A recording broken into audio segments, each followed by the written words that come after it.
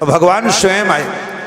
भगवान विवैकुंठा साकं मघवता विभु यज्ञ यज्ञपति तुष्टो यज्ञ भुजतम भास।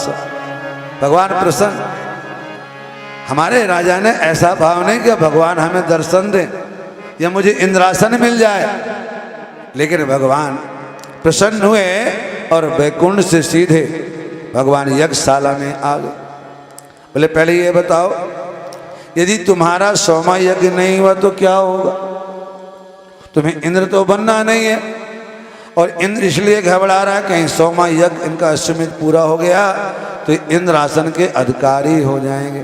भगवान ने कहा तुम चाहो तो तुम्हारे 99 को हम 100वां अश्वमेध यज्ञ गिन लेते हैं, तुम्हें इंद्रासन दे देते हैं।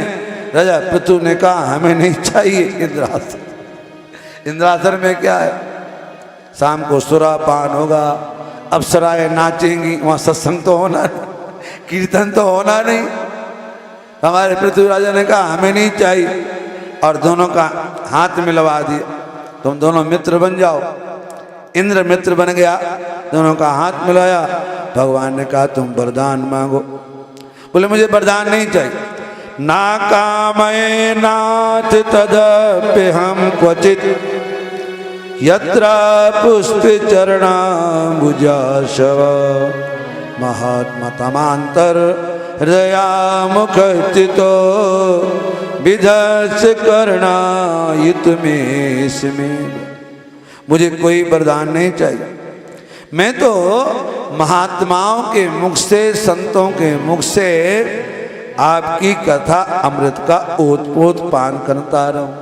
जहाँ कथा हो, जहाँ आपका सत्संग हो, वहाँ मैं आपके चरण कमलों का मकरंद पान करता रहूं, ऐसा।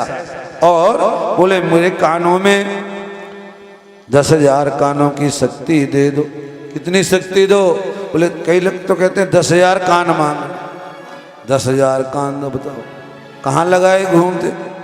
बोले 10,000 कानों की शक्ति, इतनी शक्ति दे दो कि मैं कभी भी कथा सुनते सुनते, अरे एक बात आप सुनो, कथा सुनते सुनते कभी कान नहीं थकते। और कहीं आप जन्मदिन की पार्टी में जाओ, भाई साहब की 25वीं साल में जाओ, वहाँ कहोगे बड़ा तेज है भाई, कान ही आज तो फटने वाले हो। कथा में, सत्संग में कभी हमारे कान नहीं थकते। कहाँ थकेंगे? जहाँ ज़्यादा शोर शराबा है वहाँ थक जाते। तो इस प्रकार भगवान ने वरदान दिया। भगवान वैकुंठ को चले गए। महाराज पृथु ने सभा में सभी प्रजा को बुलाया और बड़ा सुंदर उपदेश दिया है। बोले देखो, जो शरीर प्राप्त हुआ है, ये शरीर किस लिए प्राप्त हुआ है?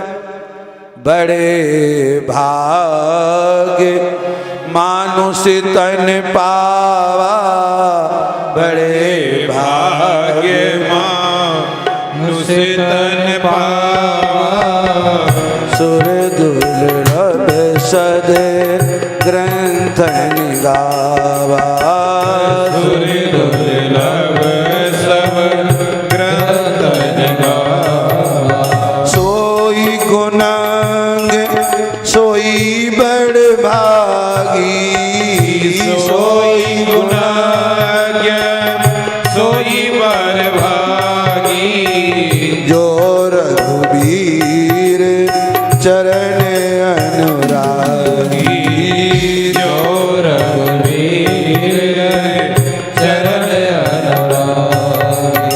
राजा पृथु ने कहा कि तुम्हें जो है ये शरीर मिला है ना, तो हर योनि में तुम किसी योनि में चले जाना, खाने में स्वाद मिलेगा, बच्चों के साथ रहने को मिलेगा, लेकिन वहाँ पर तुम भगवान की भक्ति नहीं कर सकते।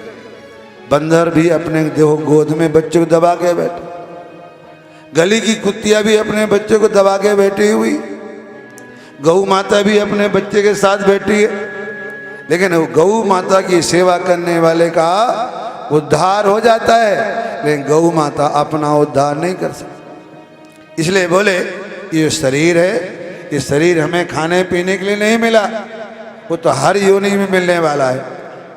और गृहस्थ आश्रम में हैं तो नित्य हमसे 5 पाप होते हैं, उन पापों का प्रायश्चित भी करना है।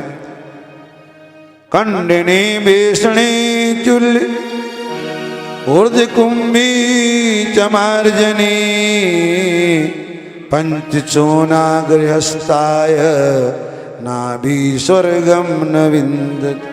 5 जगह कहाँ कहाँ पाप? बोले चक्की, जहाँ पर आप चटनी बनाते हो, मिक्सी चलाते हो ना, वहाँ किसी न किसी कीड़े मकोड़े का काम हो जाता है। और जहाँ खाना बनता है चूल्हा, वहाँ पर भी कहीं ना कहीं कोई ना जीव जंतु आ ही जाता है। अरे आपने रात में गैस बंद कर दिया, उसके छिद्र में कोई चींटी घुस गई और आपने आगे फट किया, उसका फट काम हो गया तो पाप हुआ कि नहीं हुआ? तो बोले पहला पाप जहाँ आप मिक्सी चलाते हैं, और दूसरा पाप जब आप खाना बनाते हैं, और तीसरा पाप जब कभी भी आप कुछ कूटते हैं, कुछ पीसते हैं, तो बोले वहाँ भी। और चौथा बोले जब आप झाड़ू लगाते हैं, उसमें भी कीड़े मकोड़ी बाहर निकाली जाती है तो कई कीड़ियों का काम उसमें हो जाता है। और 5वां कौन? बोले जल स्थान, जहाँ आप जल भर के रखते हैं, छोटा मोटा मयूर जग वगैरह, तो उसके नीचे भी कोई ना कोई जीव जंतु का जो है महाराज बद हो जाता है अनजाने में।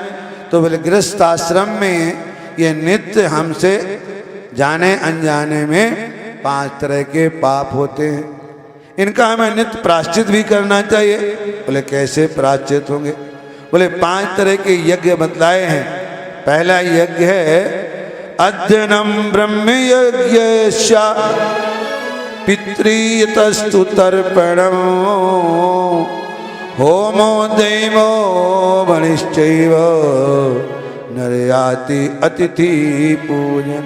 पहला है ब्रह्म यज्ञ, धार्मिक पुस्तकों का पढ़ना, और दूसरा है महाराज, पहला हुआ ब्रह्म यज्ञ, कोई ना कोई थोड़ा बहुत आहुति देना चाहिए, और दूसरा जो है पितृयज्ञ, नित्य कुछ न कुछ पितरों के नाम का दान।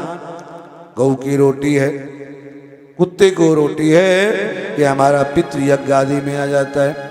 और तीसरा है देव यज्ञ।